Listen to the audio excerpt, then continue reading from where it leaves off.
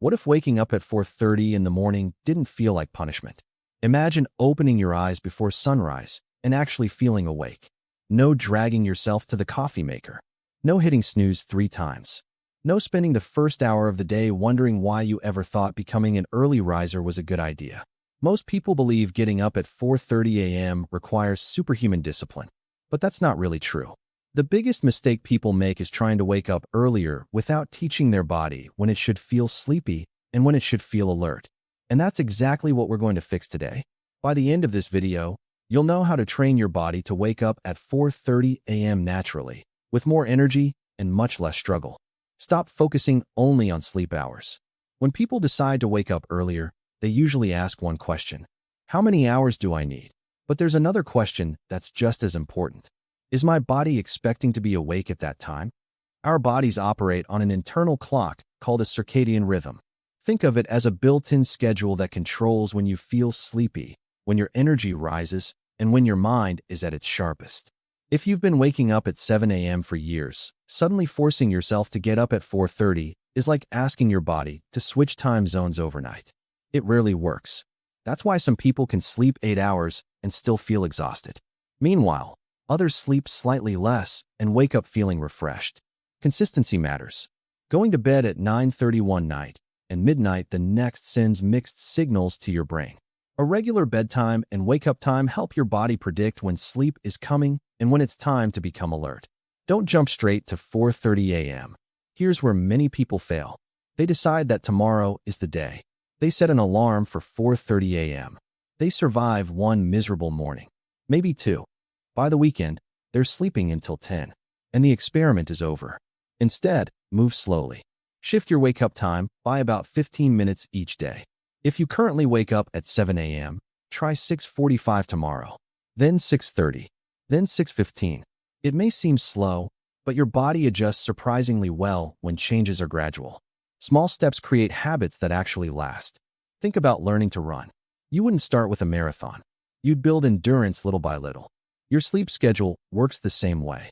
The first 10 minutes after waking up. What you do immediately after waking up can determine how you feel for the rest of the morning. As soon as your alarm goes off, get out of bed. Not in 10 minutes. Not after checking social media. Right away. One simple trick is placing your alarm across the room. That tiny inconvenience forces you to stand up and move. And movement sends a message to your brain. The day has started. Next, expose yourself to bright light. If the sun is already up, step outside. Take a short walk. Stand on your porch. Open the curtains. If it's still dark outside, turning on bright indoor lights can still help. Light is one of the strongest signals that tells your body to stop producing sleep-related hormones and begin increasing alertness. Even 5 or 10 minutes can make a difference. Many people notice they feel more awake simply because they stop spending the first half hour of the day sitting in a dim room. Rethink your coffee habit. For many Americans, coffee feels non-negotiable, and there's nothing wrong with enjoying it. But timing matters. Right after waking up, your body naturally produces chemicals that help you become alert. If caffeine arrives immediately, it can sometimes interfere with that process. Instead of drinking coffee the second your feet touch the floor, consider waiting a little while. Use that first period of the morning to hydrate, stretch, or take a short walk. Then enjoy your coffee. Another important point is avoiding caffeine too late in the day. That afternoon energy drink or evening latte might not seem like a problem, but it can make falling asleep harder at night. And if you don't sleep well, waking up at 4:30 a.m. becomes much more difficult. Morning energy often begins the night before. The one alarm challenge. Let's talk about the snooze button. It feels harmless. 5 more minutes. Then another 5. Then another. But those extra minutes usually don't provide meaningful rest. Instead, they can leave you feeling even groggier. Try making a simple agreement with yourself. One alarm. One decision. When it rings, your only job is to stand up.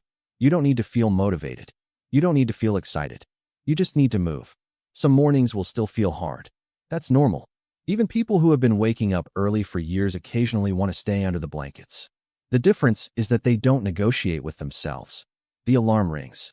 Feet hit the floor. The day begins. After repeating this behavior for several weeks, many people notice it becomes automatic. They stop relying on willpower and start relying on routine. Build a shutdown routine. Most of us have a morning routine. Very few people have an evening routine. But preparing for a 4:30 wake-up starts long before bedtime. Create a shutdown sequence. Maybe an hour before bed. Turn down bright lights. Put away work. Silence unnecessary notifications. Avoid activities that leave your mind racing. Instead, choose calming habits. Read a few pages of a book. Write tomorrow's to-do list. Take a warm shower. Spend a few minutes stretching. The goal is to give your brain a clear signal. The busy part of the day is finished. Now it's time to recover.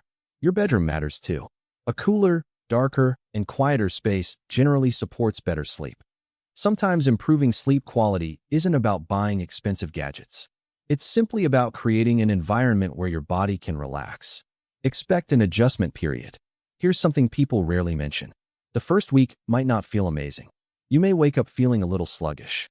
You may wonder if this schedule is worth it. Give yourself time. Your body needs an opportunity to adapt. Focus less on having a perfect morning and more on showing up consistently. Maybe your first goal is just waking up at 4:30 and making your bed. That's enough. Progress doesn't happen because of one perfect day.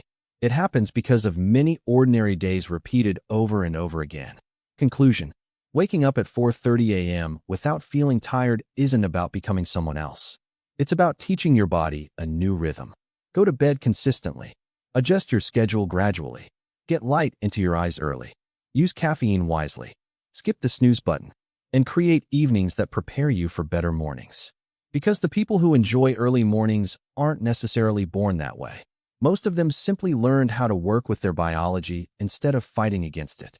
And if they can do it, there's a good chance you can too.